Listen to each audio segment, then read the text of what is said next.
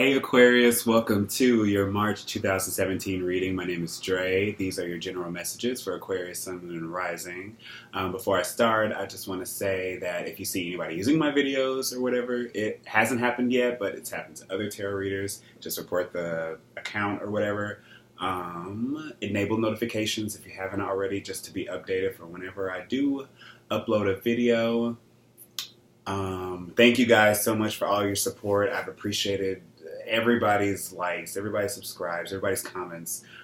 It's been amazing, and it just really helps. It's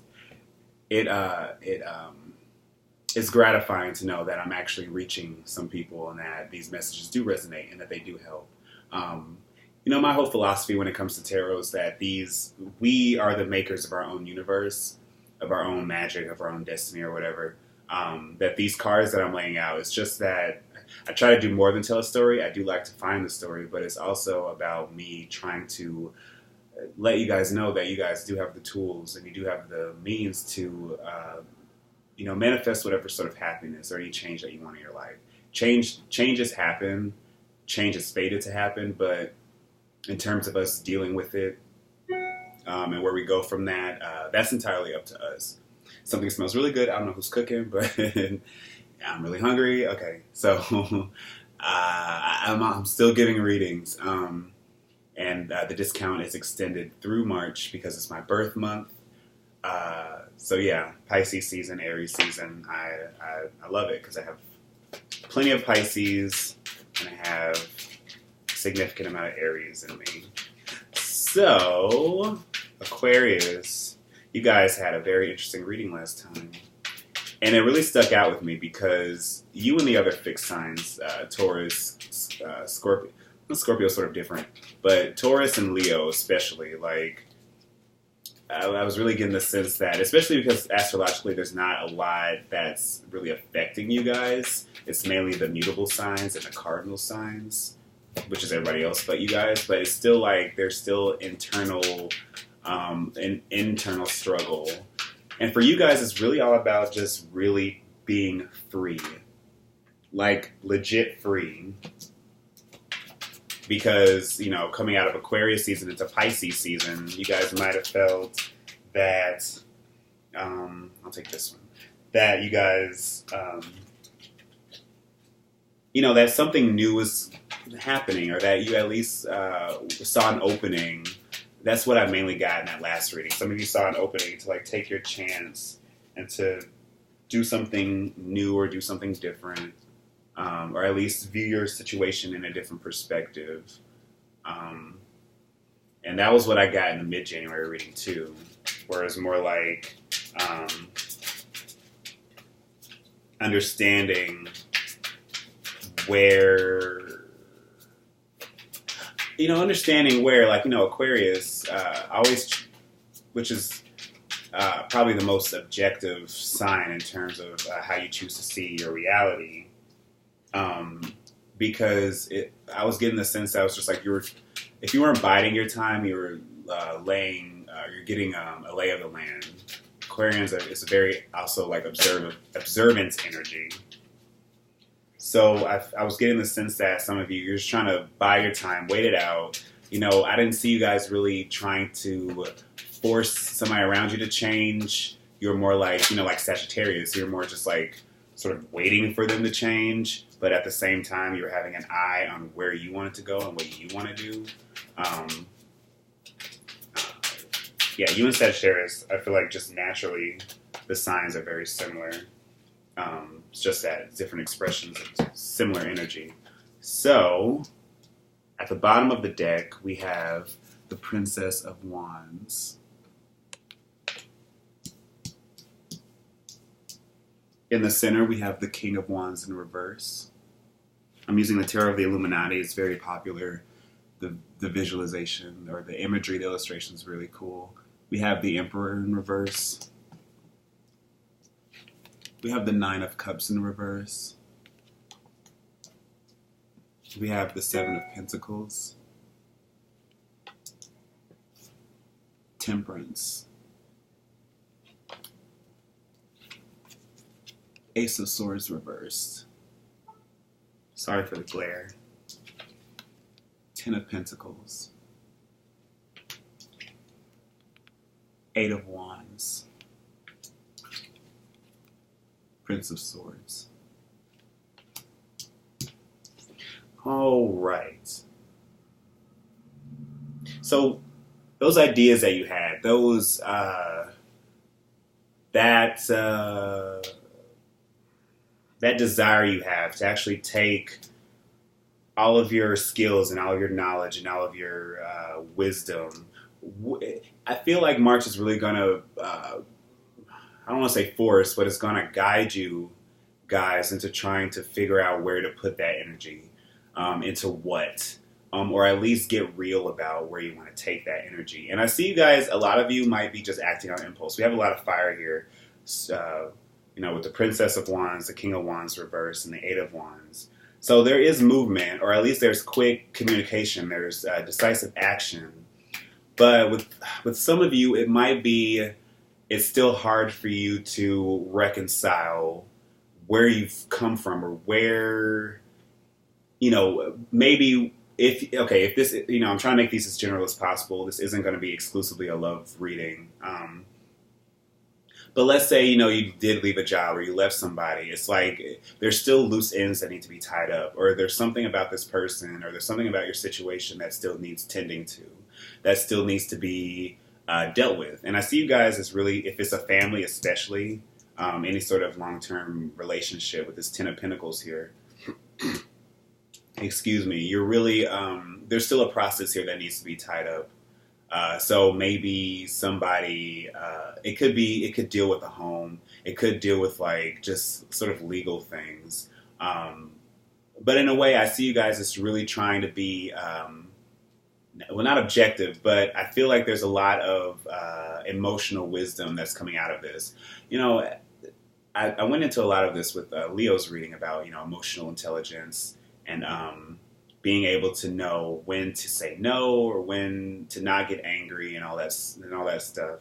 And I feel like for you guys, it's going to be important for you to understand that you don't always have to,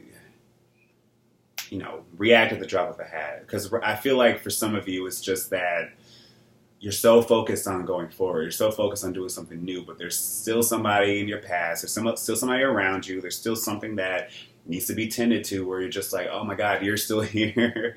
And it's just like they're trying to bring you down, or they might be just cramping your style a little bit. I always see that with the Nine of Cups reversed. I don't know. It's because that card is like, you really want to be happy. You want to experience all this joy that is currently in your life right now, because you want to drink in the benefits of where you've come. Where you've come. But with the reverse, it's just like it's still sour. There's still something here that needs to be sort of looked at and dealt with. And with this King of Wands in the center here, I'm seeing this as you, even though it's not an air sign, but some of you might have a lot of fiery energy, or there's somebody really around you where it's just like you and them, you're arguing all the time, and it's just like it's so hard for you to, or this could be like a boss or something where you're probably in charge of somebody, and it's just like they're giving you just a hard time. For some of you, it could be a child, a child with this Prince of Swords here. The child can be an air sign, but it doesn't matter.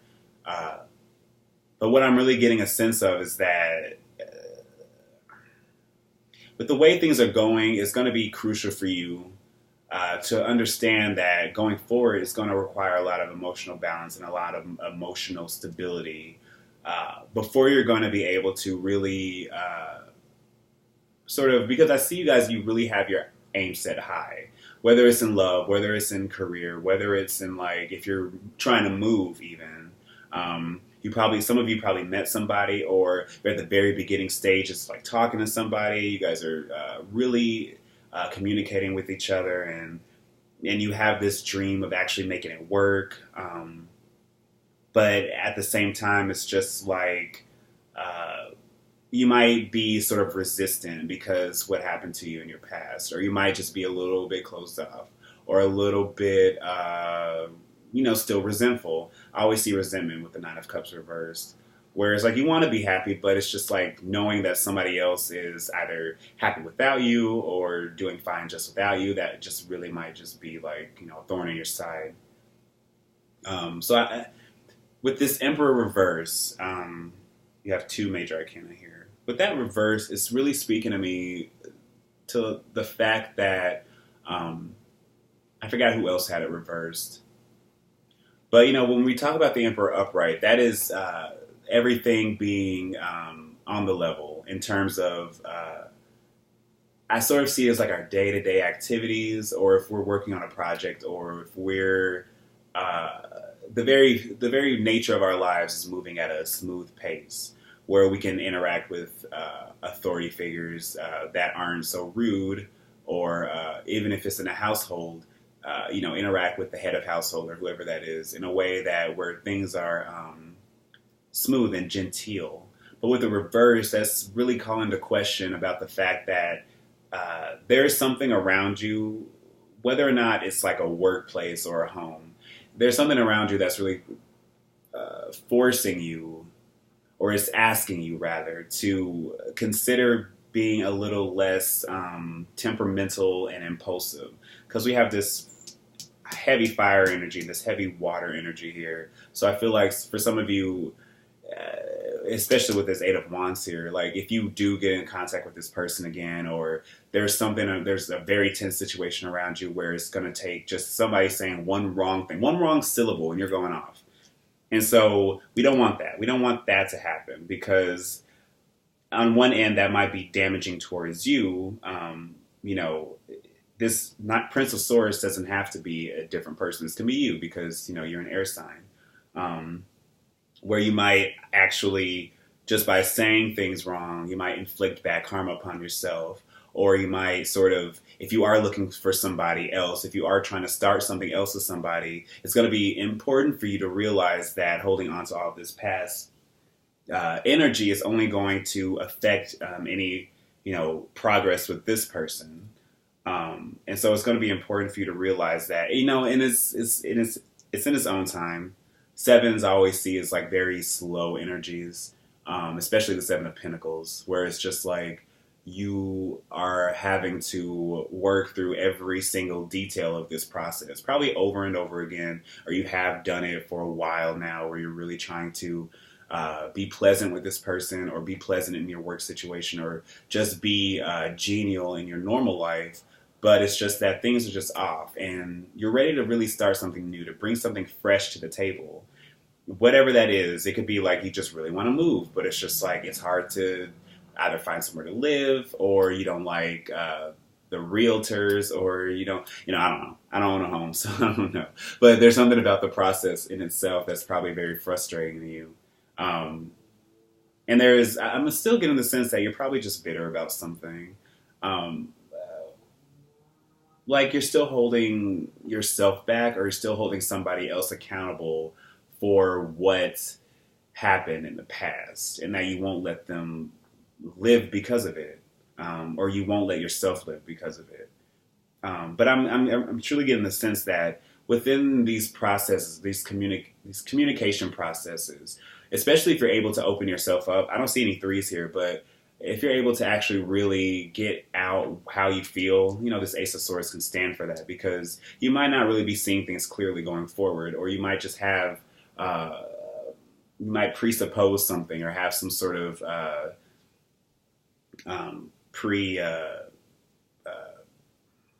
precognition just came to my mind, which isn't the right word, but you might just be presumptuous about a certain situation, like some of you might be really falling head first into a relationship with somebody. And it's not like it's probably a bad thing. I'm not seeing anything here that's bad. Whether or not it's stable really depends upon how much work both of you put into it. But it's just that you can't sort of idealize this person to be something that they're not.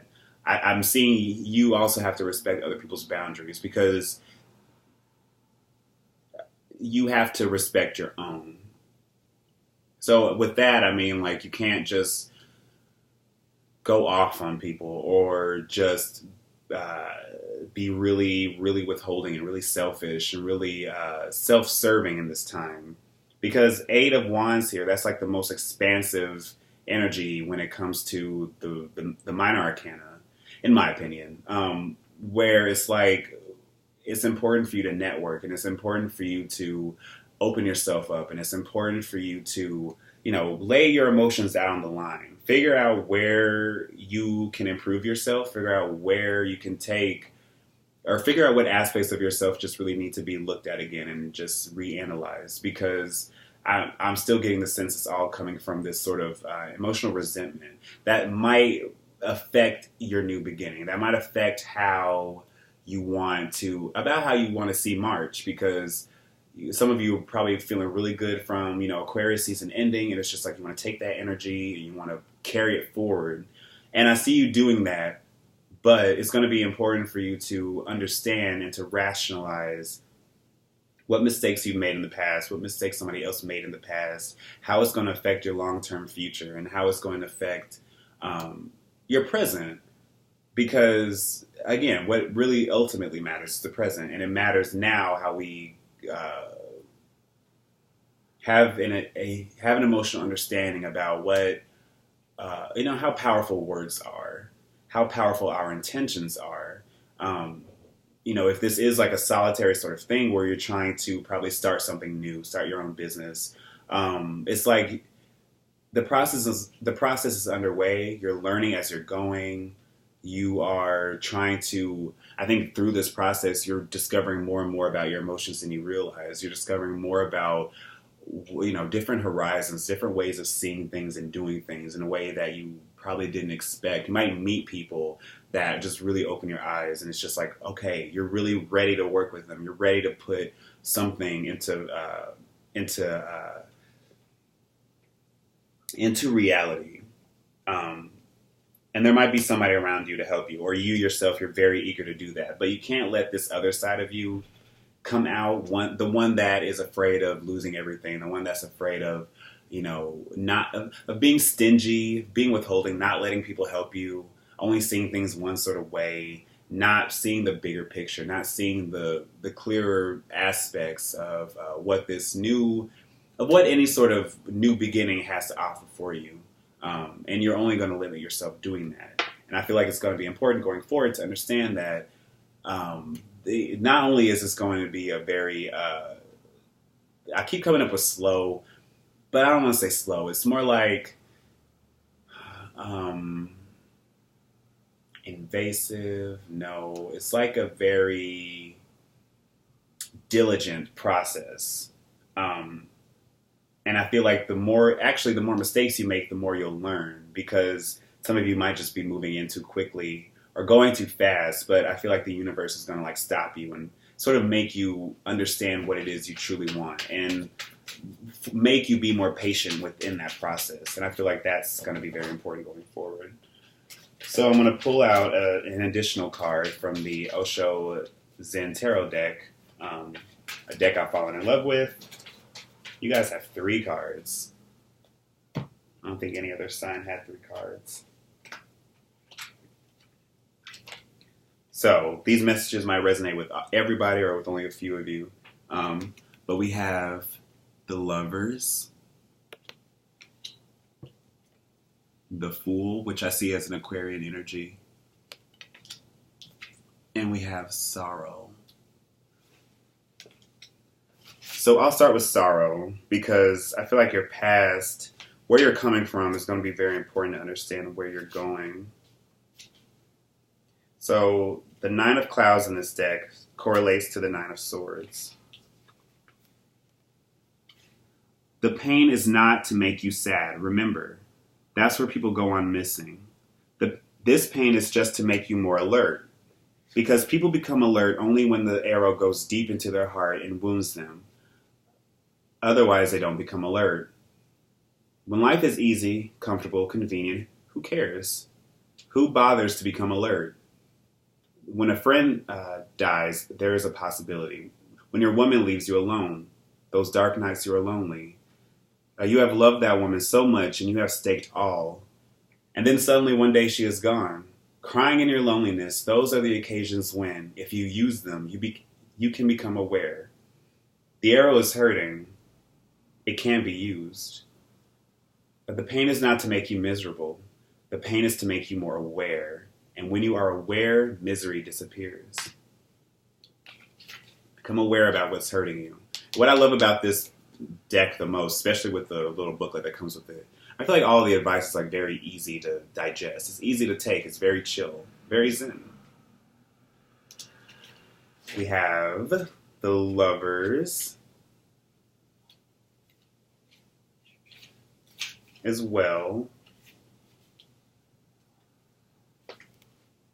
These three things are to be taken note of. The lowest love is sex. It is physical. And the highest refinement of love is compassion. Sex is below love. Compassion is above love. Love is exactly in the middle. Very few people know what love is. 99% of people, unfortunately, think sexuality is love. It is not. Sexuality is very animal. It certainly has the potential of growing into love, but it is not actual love. Only a potential. If you become aware and alert, meditative, then sex can be transformed into love. And if your meditativeness becomes total, absolute, love can be transformed into compassion. Sex is the seed, love is the flower, compassion is the fragrance. A Buddha has defined compassion as love plus meditation. When your love is not just a desire for the other, when your love is not only a need, when your love is sharing, when your love is not that of a beggar but an emperor, when your love is not asking for something in return but is ready only to give for the sheer joy of giving, then add meditation to it and the pure fragrance is released. That is compassion. Compassion is the highest phenomenon. That's beautiful. And I was actually talking to somebody about this where it's like, you know, sex is fun, but it's like, it's not everything. That isn't love. And I feel like for some of you, you might be coming to that understanding and you're actually probably searching for something that is true, something that you can see, you can feel outside of the physical body. Maybe that's a lesson for you that you had to learn. And then finally we have the Fool.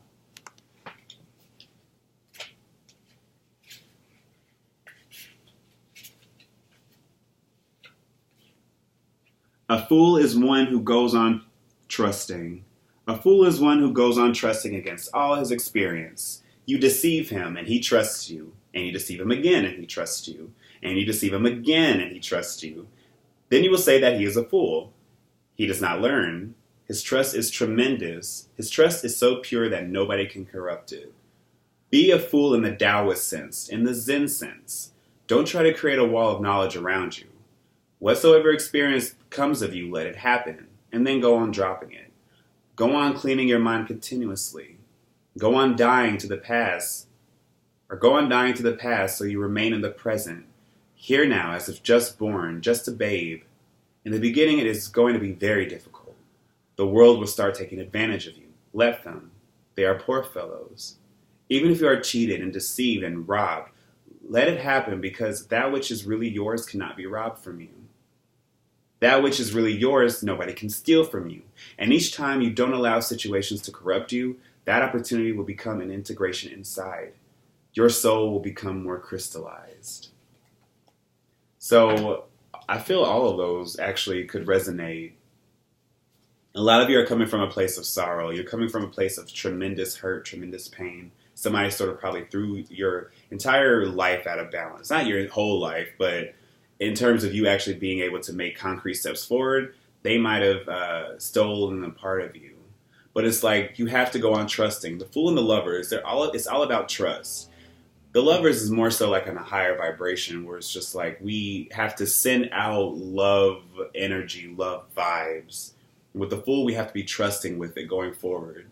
And I see you guys doing that halfway, but the other half of you is like still hesitant, still hanging on to the past. But like I said, this is a process. It's not anything that is going to happen automatically. It's something that might take, it's a year, lifelong process, of course. So this is not going to be just confined to March. But I feel like the beginning steps, the beginning stages of that could happen here in March. So thank you guys so much for watching this. I appreciate you so much as a viewer. And I will see you guys in mid-March for your mid-March readings. Adios.